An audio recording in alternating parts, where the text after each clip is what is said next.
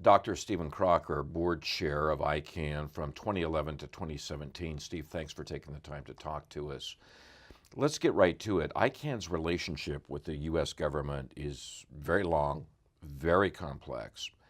What would you deem as its most problematic points in its history? Problematic points, yes, indeed. Different people have different perspectives. I'll tell you mine. We operated until last fall under an IANA contract. Now there were actually two. Fall of 2016. 2016, yes, thank you. And as we know, there were really two parallel relationships. There was the IANA contract, and then there was another relationship which was first started as a memorandum of understanding and then transformed into a joint project agreement and then transformed yet again into affirmation of commitments. And now the affirmation of commitments have been swallowed up into our new bylaws. That sequence was aimed at general properties of ICANN, accountability and general oversight.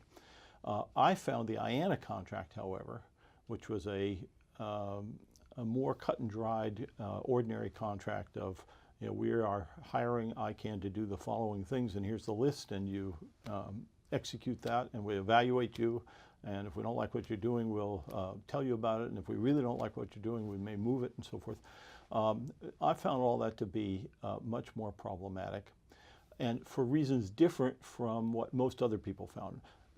The IANA contract served as an irritant to on the international stage because it made very clear that the U.S. controlled the IANA function, and that was somewhere between uncomfortable and threatening to, depending upon which countries we're talking about. I had the privilege of seeing all of it from the inside and seeing how it all operated, and I found it uncomfortable for sort of lesser or more subtle reasons, in that there were aspects where we couldn't be forthright about some of the details. We couldn't publish all our procedures. We couldn't be forthcoming about how long it took various things to happen and so forth. And those are very, very small points which you can work with, and as we did over time, but it's corrosive. It unbalances the relationship, and it put us, ICANN, in a very awkward position of not being able to be as forthright and as transparent as we would like to have been, as we should have been. So for an organization that utters the words accountability and transparency every third sentence, it seems like it would be incredibly problematic. It was, for exactly that reason. It was incredibly problematic. And so just to emphasize it, it was philosophically, as you're suggesting, it was completely contrary. And so, you know, this sort of deep irony that we had to operate under that despite what we were saying. And then even if that had not been as big an issue, just any organization that's operating like that, it's very unbalanced. People who are in the position of providing that service and interacting with the government find themselves having two masters. They have the internal management structure, and then they have the external government oversight. And sometimes those are at odds with each other. Why was that in the contract? Why were these non-disclosure factors built into the contract? I don't know. I had, in my earlier life, when I worked at DARPA, been in the same position of overseeing contracts, and we took a completely opposite position. Only if there was a very specific reason having to do with classified information, basically, would we put controls on our contractors. Mainly, we wanted them to be as open and as forthcoming as possible. We put very few restrictions on. So I don't want to speak for them. I can only speak for what I saw as the results, the effects, and that I found inappropriate and hobbling in a way. And I am just absolutely delighted that we have gotten past that point. An interesting question is whether there will be some different set of things that get in the way, but hopefully not. When I interviewed your good friend Vint Cerf, Yep. and asked him to characterize the U.S. government relationship with ICANN, he said not very supportive and problematic. Is that an overstatement? It's not an overstatement, and I know why he said that. He was focused on yet a different aspect, which was there were, and there continue to be some very specific intellectual property questions and sort of legalistic questions that at the time he was looking for strong help in disposing of certain issues, and government was not willing to do that, and so those issues have to be fought out separately. I don't want to get into it because I have not spent the same amount of time as he did, but our domain names property is a kind of catchphrase question that comes up, and you have people suing for damages against a country and winning a lawsuit against the country and saying, and their top level domain ought to be something that I can have and take away from the country. And we say, oh my God, that's very problematic. You mentioned the stewardship transition, so let's deal with that for just a second. Yeah. Strickling announces that March 14th, Yes. 2014. How much back and forth had there been between ICANN and NTIA or other branches of the U.S. government, for that matter, prior to that announcement? Quite a bit. I could joke and say, oh, it just came out of the blue, but that's obviously not the case. There's the long and the shorter view of it. It had been an open question for a very long time. When ICANN was formed in 1998, late 98, it was expected that contract would expire within a couple of years. The year 2000 was kind of mentioned as the thing. Well, here we are more than a decade later, and it's still going on and on and on. And there have been a lot of attempts to revisit it, to understand why, and so forth. A number of things came together in the few years just prior to that date. Fadi Shahadi was hired as the CEO. I had been chair for about a year when we brought him on board, and so this was very much on my mind, and he was the kind of person that was a change agent and went about trying to position ICANN so that its status was appropriate for believability, for credibility, for big houses. And then there were external events. There was WCIT, WCIT in 2012. There was the Snowden revelations. Different people will give you different estimates as to which of those and maybe other events were sufficient to trigger willingness within the U.S. government to think that it's now time to distance ourselves from this relationship, because the U.S. government was being treated as, talked about as if they were exercising a great deal more control than they were. And so this was, like a millstone around their neck. So, Steve, if you hadn't had those things, if you hadn't had Fadi Shahadi Yeah. as CEO, you hadn't had Strickling Yes. as NTIA, and you hadn't have had the Snowden disclosures as a backdrop, would it have happened?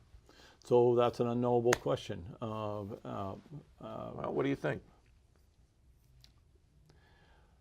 I don't think it was a given that it would happen under all circumstances. And in fact, taking that question and moving forward in time, even after it was announced in March 14th in 2014, and when the community went through an enormous amount of work, right up to the very last minute, it wasn't 100% certain that it was going to happen.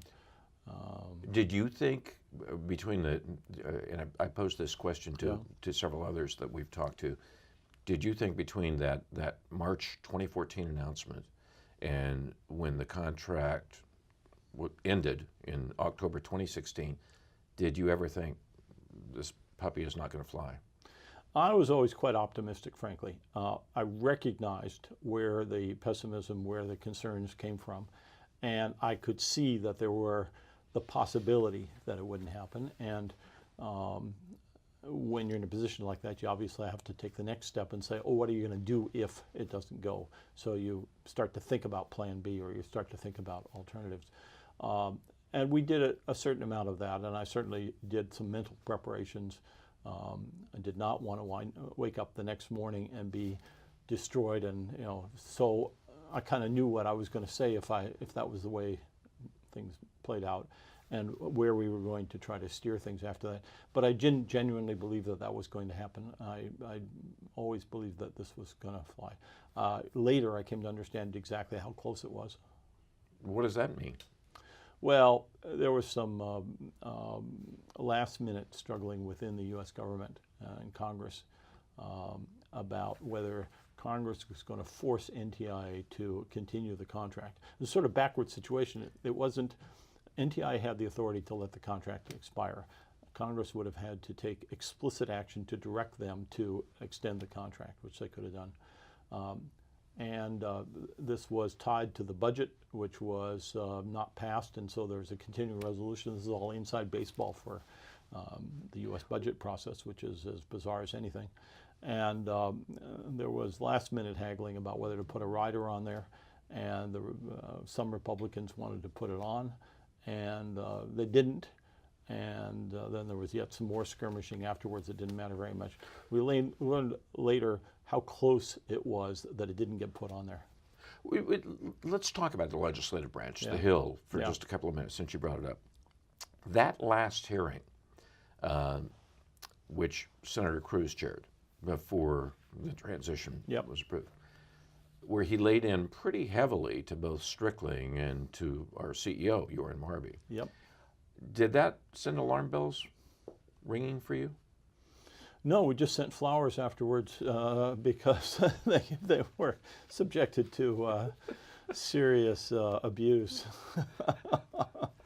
Steve, the community decided to launch into accountability Yes. as an element of the transition, which was not originally proposed by Strickling. Correct. Was that problematic? Well, it was problematic in a couple of different ways. One of the big and most obvious things is that it caused a whole year's extension in the process. It caused a lot of people to be involved in discussions that were somewhat distant from the original question about, are we an up and running organization? Are we doing our job? Are we structured right to carry out the IANA function? And so it was sort of layered on multiple other issues. And as part of that, it also triggered political discussions about, is the U.S. giving away the internet and so forth, which is not really relevant because they didn't have the internet anymore. Well, but let's deal with that point for just 1 second, if we could.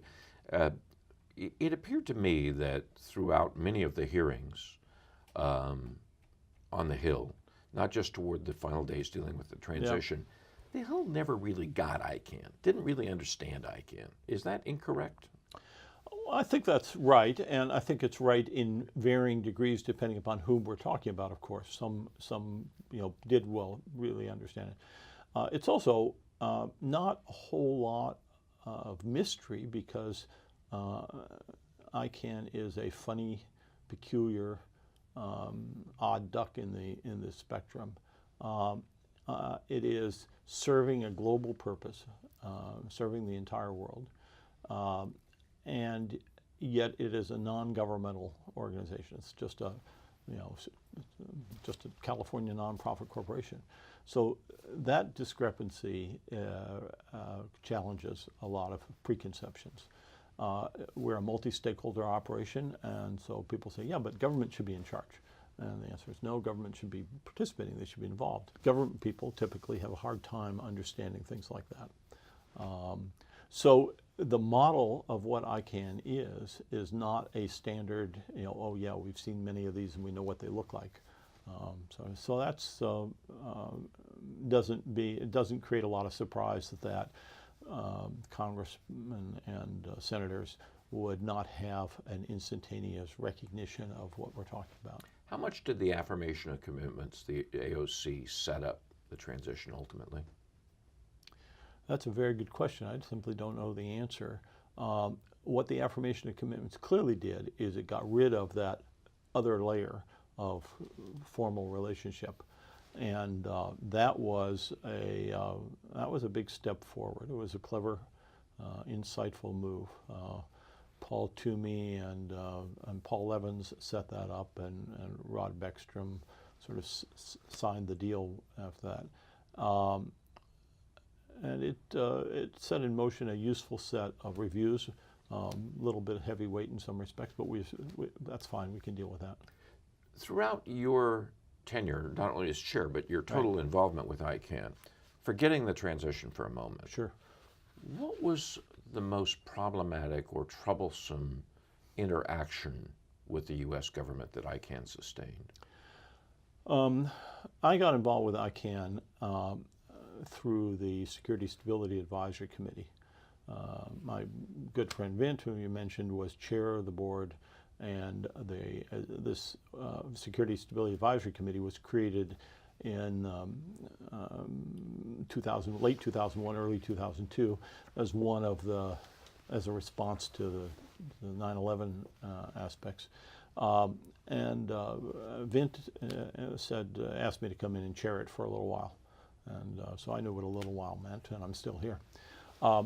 And so that was my entree into the organization, and that was my focus for a good period of time. And I got more involved with the board level stuff, and for a while I was doing both things, and then gradually moved over.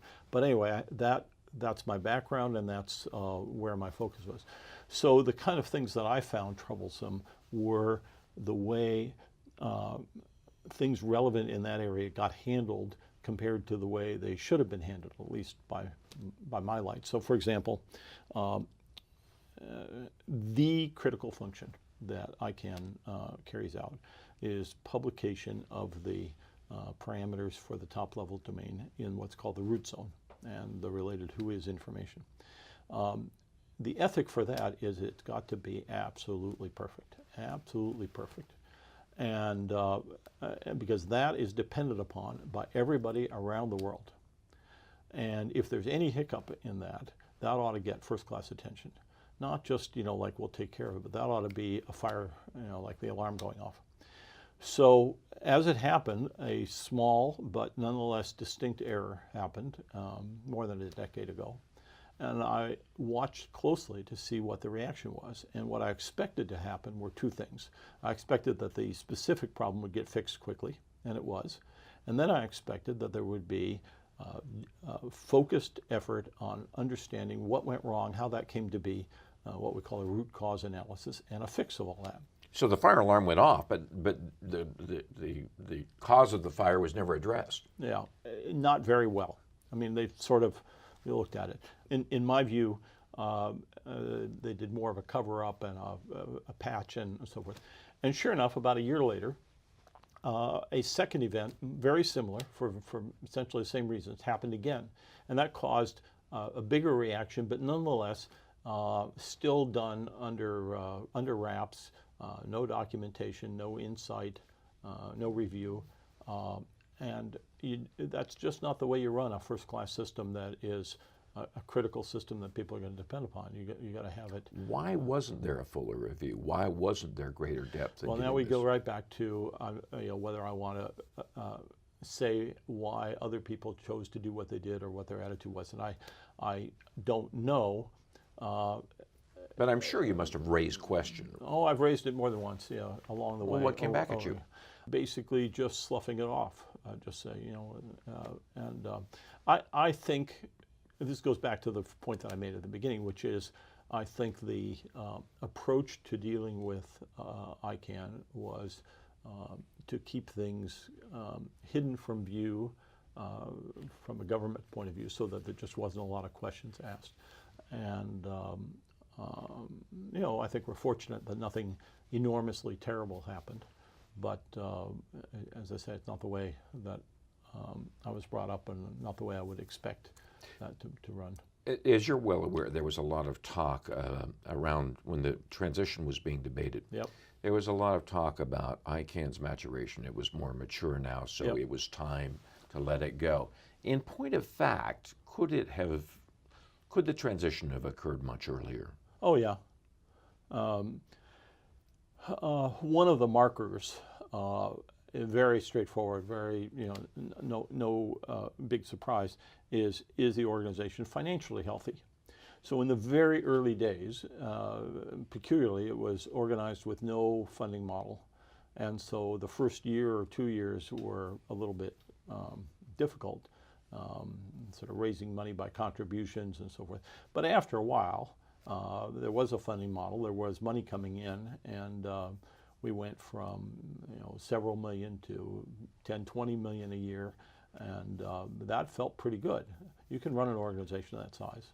Now we're up to much bigger numbers, but I can't imagine any reason we couldn't have been on our own 5, 10 years earlier. Was it a matter, is the reason that we weren't on our own earlier, does it have to do as much with politics? The administrations going from the Clinton administration to the Bush administration to the Obama administration. How much variance was there in our interactions with each of those administrations?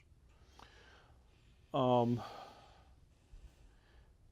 I'm pausing because there certainly were big changes there. And at the same time, when you interact with the U.S. government, it's one thing to be interacting at the White House level, Right. Another thing to be interacting at the cabinet level, another thing to be interacting at the sub-cabinet level. And things change rather, and at the newspapers, you don't see below the cabinet level if you see that. So I don't know exactly. Certainly a lot of things had to be lined up. Ira Magaziner was very important in the structuring of ICANN. He goes away. Is there the same kind of focus and insight later in years? Not so much. And the intention level, I mean, ICANN wasn't a top level priority in the same way that it had been in its formation. Since you brought him up, how do you view Magaziner and his concept? Your buddy, Vint Cerf, is often referred to as the father of the internet. Is it fair to characterize Magaziner as the father of ICANN? Probably that's fair, actually. Nobody's ever suggested that, and I don't know how he would feel about it. And there was certainly... We talked to him. He felt pretty good about it. I see. But in fairness, and Vint, yes, does get called father of the internet, or sometimes more appropriately a co-father, or one of the fathers, along with Bob Kahn. But for the internet, for ICANN, for all these things, there's a lot of people involved. And there's a lot of people, or maybe several people, if not a lot of people, who play very, very key roles and who don't ever get much mention, but there. So Magaziner undoubtedly played. I wasn't directly involved. I wasn't involved at all, actually, during that particular period of time. Magaziner obviously played a pivotal role in getting things going. But I don't think it's due just to him alone. Based on the things that you have brought up that stuck in your mind, Yep. It sounds like for the most part there was pretty broad buy-in to the idea, to the concept that the management of the DNS should be privatized. Yep. That was true from the very beginning. You realize that as the internet grew up, the DNS was a piece of this, and it was done privately within a university, within a research group that was doing research on other internet stuff, and it was a clerical detail that grew and grew and grew. So eventually it became problematic to have such a weighty operation being operated as an appendage, out of a back pocket, if you will, of one of the researchers, John Postel, in a university, and he was working at the University of Southern California, and lawsuits were being threatened, and the university said, what, we don't want to be in this business. And so there was a multi-year period. I don't know exactly, but I think it was, probably from '94 onward, if roughly, where discussions were taking place about what's this evolution going to look like. And by the time ICANN was formed, there had been several steps leading up to that. In the course of researching this project, something occurred to me. The internet evolved in a post-Watergate era. Yep. You guys were part of the 60s and 70s, Yep. the sort of anti-authority, anti-government Yep. era. I'm generalizing, obviously. But I've wondered, after talking with a lot of you early pioneers in the internet, how much of that influenced what we have today, even to a point where you may not have recognized that you were choosing a course that was popular at the time. I was actually working, I was a government employee working for DARPA from mid-71 to mid-74.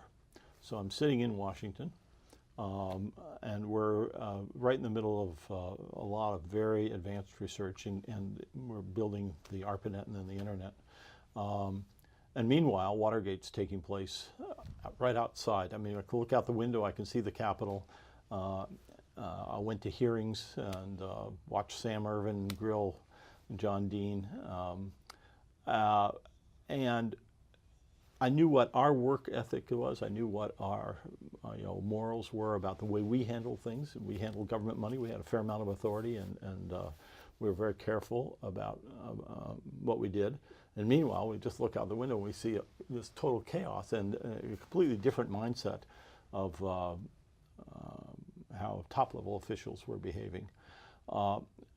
So we saw actually both sides of it, and we saw at least I just speak for myself, the good side of government acting in a very upright way to foster the creation of the technology and the distribution of this technology and make it widely available, and to keep the government out of people's business and to keep us out of having too heavy a hand. And then we, at the same time, all of this is going on outside. And the Vietnam War was underway. So it was a lot of disparate factors were going on all the time. But you guys were not, I mean, John Postel wasn't exactly a suit and tie kind of chap. Not exactly. No, as John was, so John and Vint and I were, among others, 3 of the graduate students at the first node on the ARPANET at UCLA. And we all worked relatively closely together. John was famous for having long hair, long beard, and for dressing like a hippie, t-shirt, blue jeans, and barefoot or very lightweight. I had an experience where I was working at DARPA and giving some advice to an Air Force site in Oklahoma about how to connect their machines to the ARPANET to run a technical test. And after a couple of visits, I said, I got to get John down here. So I called up John. I said, meet me Oklahoma City. And the question that I had in my mind, which I didn't tell anybody at the time, was for what reason was John going to be refused entrance to the officers club for lunch? Was he, in fact? And I knew that in order to get on an airplane, he'd have to have shoes. So we get past that point. This is real. I mean, this is 1971, and we're in our 20s, and he did not get into the officers club, and it turned out to be for blue jeans. But we got into the non-commissioned officers club, and the food was just as good as in the officers club, so it all worked out. Ira Magaziner told us a similar story about trying to get Postel into some government buildings. Oh boy. Wearing a long robe and the beard and the whole I thing. see. He said it was in fact problematic. Really? Just another little, I had long hair and a beard too, actually, in those days. You wouldn't know it to look at me now. And I reported to work at DARPA, as a program manager with serious responsibility, wearing a suit and tie every day, but with long hair and a beard. And I was not philosophically committed to it. I was fully prepared to, cut it all off. And what I discovered was an exact reversal, that people took one look at me and my credibility went up. He can't be here for his looks. He must know what he's talking about. But all of this kind of filters into the question that I was asking you. And that is, you're concerned about authority. Everybody was concerned about authority at that time. I'm just wondering if that concern about authority, and you constantly and accurately refer to the government relationship with ICANN as being a light touch. I'm wondering what that time, what that generational influence did in terms of leading to what we had. Yeah,